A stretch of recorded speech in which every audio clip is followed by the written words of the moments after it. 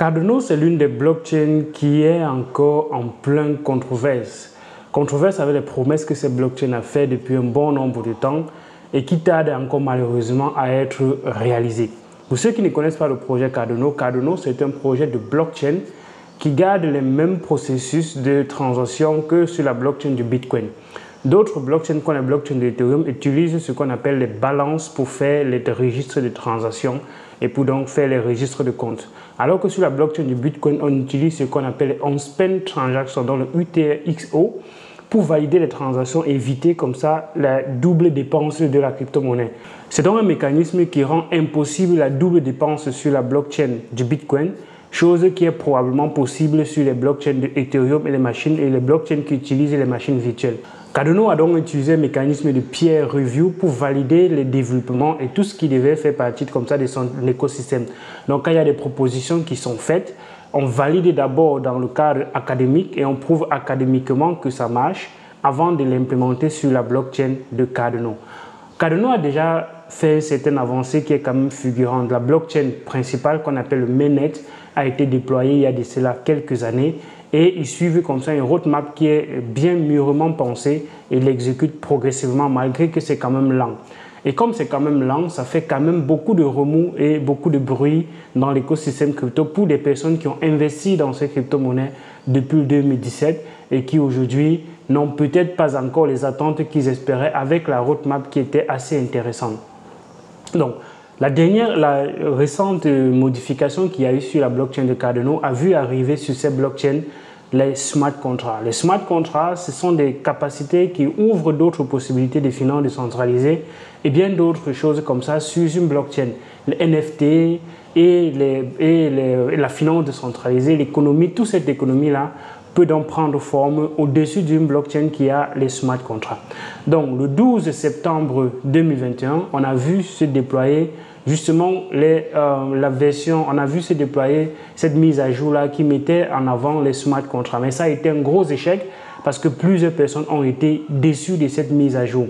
Vu que les smart contracts étant sur une blockchain qui a le UTXO, un peu comme sur la blockchain de Bitcoin, il y a eu beaucoup de lenteur. On a vu arriver les plateformes comme SushiSwap qui ont été congestionnées en quelques secondes. Et il y avait donc une longue file d'attente de transactions qui tardait à être satisfaite. On arrivait à un truc comme 2-3 transactions de validation validées par seconde. C'était simplement l'enfer. Et plusieurs personnes, à cet instant, ont vendu les Cardano. Vous avez observé à cet instant comme le prix du Cardano a drastiquement chuté.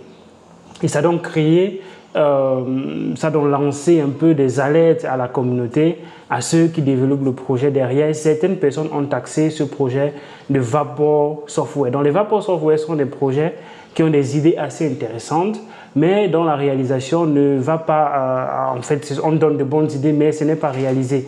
Et certaines personnes ont taxé Cardano d'être ce genre de projet.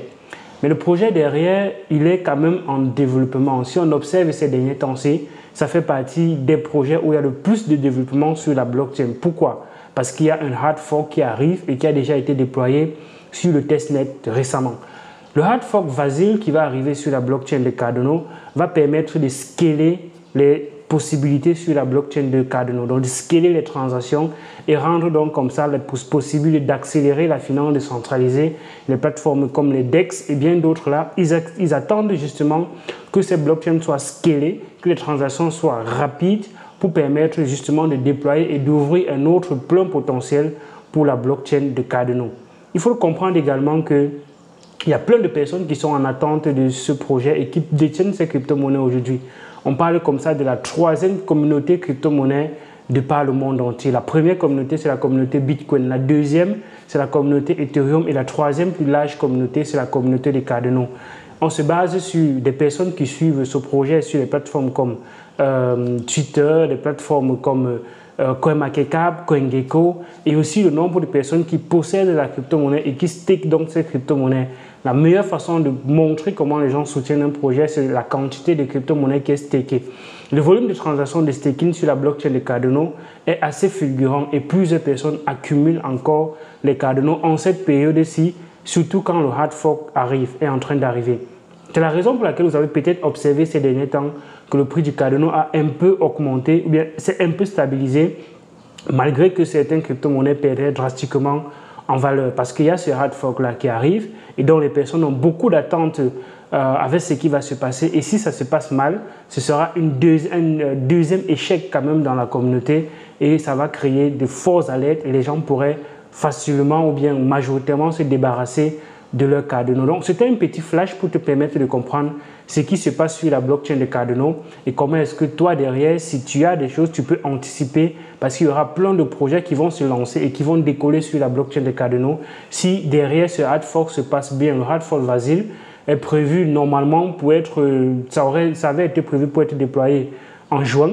On a repoussé et on ne sait pas exactement quand est-ce que ça sera déployé. Mais le fait qu'on a déjà déployé sur le testnet, ça montre comment il y a une volonté. On est déjà en train de tester cela sur un réseau test et si ça se passe bien, on va mettre ça justement disponible sur la blockchain principale qui est donc comme ça le mainnet.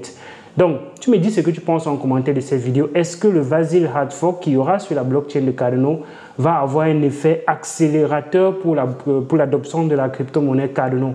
Est-ce qu'on va faire x100, x1000, bien fois combien? Tu me dis cela en commentaire de la vidéo. Moi, clairement, je pense que si ça se passe bien, ça va dépendre de comment est-ce que ce hard fork se fait et de comment est-ce que les projets, l'expérience utilisateur va être faite après. Si l'expérience utilisateur est bonne après le hard fork, je pense que clairement, on va donner à cette personne-là qui ont la crypto-monnaie les opportunités, les possibilités de faire d'autres choses dans l'écosystème comme ils ne peuvent pas le faire jusqu'à présent.